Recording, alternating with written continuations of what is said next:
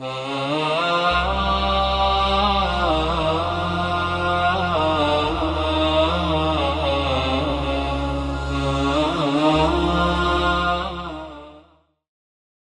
are two words for parents in the Qur'an. Walidan or walidain and abawan or abawain. All right? Now, where do they come from? What's the root of these words? Very interesting. The word abawain, it comes from the word ab. There's a rule in the Arabic language, there's a literary function of the Arabic language called uslub al-taghlib. It's written right here for those of you who would like that amount of detail. Uslub al-taghlib. What this means is when there are two independent words, two separate words that are commonly spoken about together. These two words are referenced together repeatedly, very, very frequently. Then what you end up doing in the Arabic language, especially in classical Arabic, to make it smooth, to make it less tedious, is you take one of the two words, whichever word is easier to work with, and you put it into its dual or its pair form. And now it's referring to both of the words. So for example, let me show you here. Shams means sun. Qamar means moon. Shams wa qamar. Sun and moon. So obviously in Arabic poetry, the sun and the moon are often talked about together. Frequently, they're referenced together all the time. All right, so instead of continuing to keep saying sun and moon, what you do in classical Arabic is you say qamaran, which means two moons. It means what? Two moons. All right? But in actuality, you know that it doesn't mean two moons. It's actually referring to sun and moon. Y'all follow? All right. Now let's go back up to the words for parents. So there are two types of words for parents. Walidan, or walidain, and abawan or abawain. All right? These are the two words. The word abawain comes from the root word of ab wa It comes from ab. Ab means father, means mother. So instead of continuing to say ab wa mother and father, father and mother, what you do is you take the word ab, the word for father, you put it into its dual form, pair form, which is abawain. Now what does it look like? But we know that's not right. All right. I don't know, am I sensing hesitation? Okay. So even though it looks like it says two fathers, it really means father and mother. Okay, the other word for parents in the Arabic language is walidain. وَبِالْوَالِدَيْنِ إِحْسَانًا. Walidain. All right? Walidain comes from the root of walada. Walada means to give birth. Now, out of the father and the mother, who is the one who physically actually gives birth? The mother does. So the mother is called walida, the one who gives birth.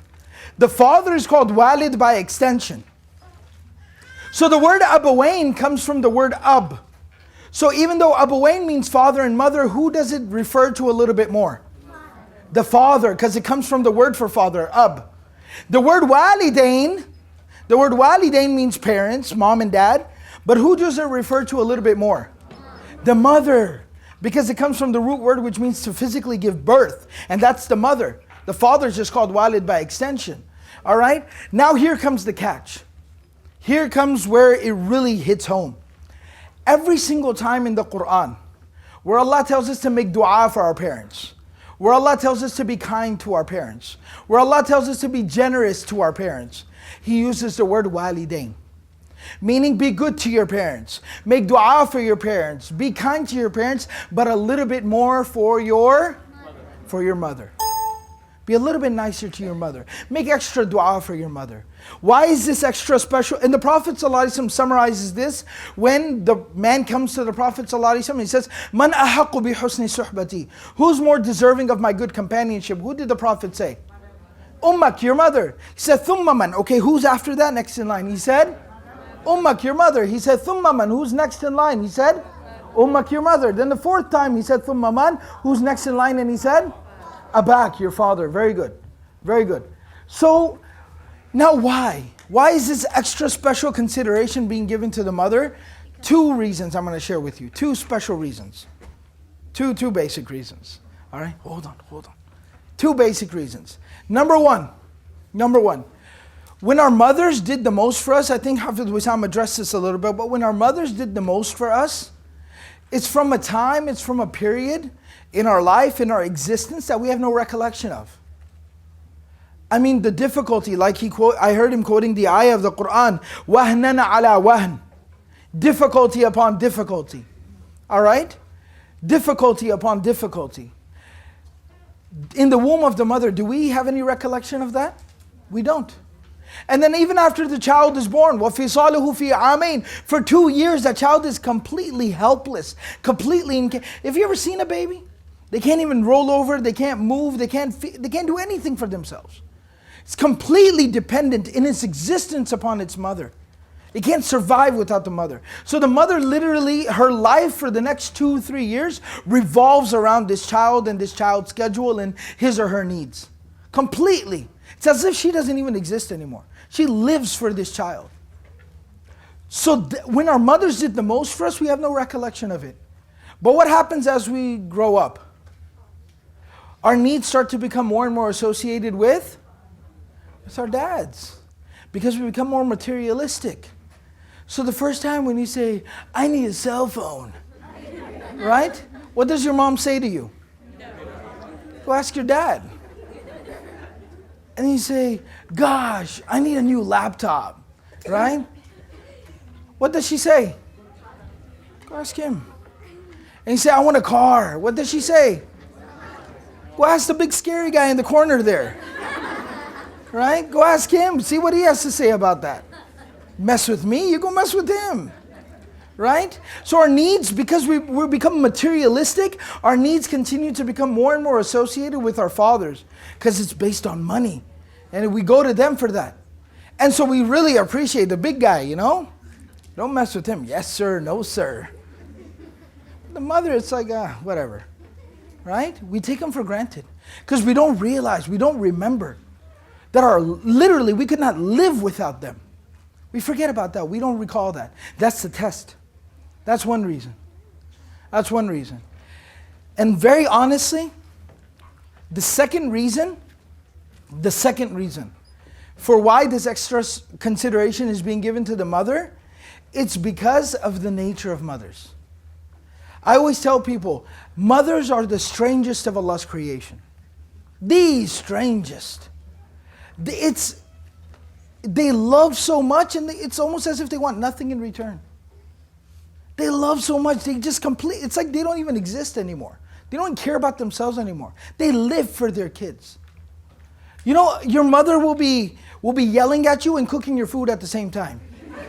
Only a mother can do that. Yeah. And you say, I want a sandwich. You get your sandwich. Right? She's cooking and yelling at the same time. You know when you get kind of like you disrespect your mother, you don't talk back to her or whatever, very bad. You talk back to your mother. The next morning, you're going to show your mother an attitude. I show her boss. You walk out all angry. You don't make any eye contact. You don't address her directly. You're all angry. You're going to go to school without talking to her.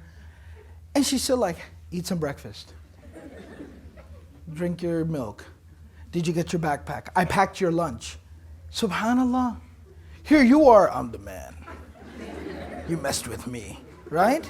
And your mother made your lunch. She put your clothes out. She continues to care, regardless of how you act. That's who mothers are. You know, a message for the younger people here. You know when your parents tell you, when you become a parent, you'll realize? You know, everybody's parents say that, right? You know what? They're not lying. That's what sucks about it. They're not lying. They're absolutely telling you the truth. I speak from experience. I have 2 daughters. I speak from experience. The sisters, the young girls here, you'll become a mother, so you'll obviously realize it. But even the brothers, even the boys, you know how you'll realize? You'll see your wife and what your wife does for your children, and that'll make you realize really what a mother really is. Who a mother truly is. Little personal story. After my first daughter was born, she was about a year old. You know, kids, they get sick. And the bug kind of goes around the house. So my wife is sick and my daughter was also not feeling well. So my wife is sitting there all night long, sitting next to my daughter, taking care of her, watching her, won't leave her side. I'm telling her, listen, you're not feeling well either, you're sick as well. Why don't you take some medication, get some sleep? No, I'm not moving from here. I'm not going anywhere. My child doesn't feel okay, I'm not going anywhere. And I was like, subhanAllah, mother's incapable of leaving her child. Father, be passed out somewhere. Gone, clueless, right?